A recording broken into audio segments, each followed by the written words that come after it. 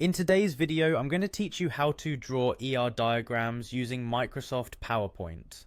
If you're embarking on creating entity relationship diagrams, or ER diagrams for short, PowerPoint is a versatile tool you can leverage even though it isn't specifically designed for this task. I'll guide you through the process step by step, making sure that by the end you'll have a clear and effective ER diagram ready to go. To start, open Microsoft PowerPoint on your computer. Once you've launched the application, you'll need to choose the presentation you want to work in or create a new one to keep your ER diagram organized. Once you have your presentation ready, navigate to the Insert tab located on the PowerPoint ribbon. This is where you'll find all the tools you need to begin crafting your diagram. After entering the Insert tab, click on the Shapes option. This feature allows you to access a wide variety of shapes that you'll use as the building blocks for your ER diagram. Let's begin with the circle shapes, which will represent the entities in your diagram. You'll need to create 3 of these circles. Simply click and drag your mouse to draw them onto your slide. Take your time and space them out evenly across the slide. This will help in keeping your diagram neat and easy to follow.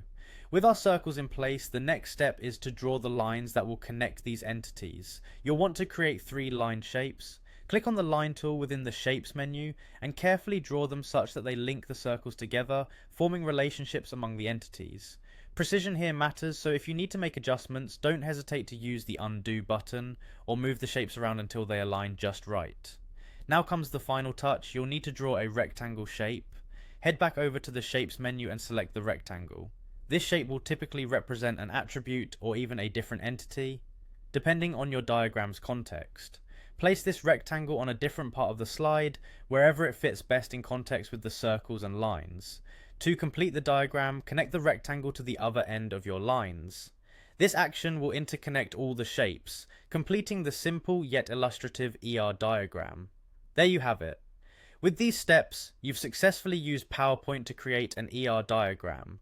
This setup allows you to visualize the interaction between different entities clearly and concisely. Creating these diagrams in PowerPoint can be particularly beneficial for quick presentations or when you need to make immediate adjustments. I'm excited to see how you apply these skills in your projects. Stay tuned for part 2, where we'll delve deeper into enhancing and customizing your diagrams. Thanks for watching.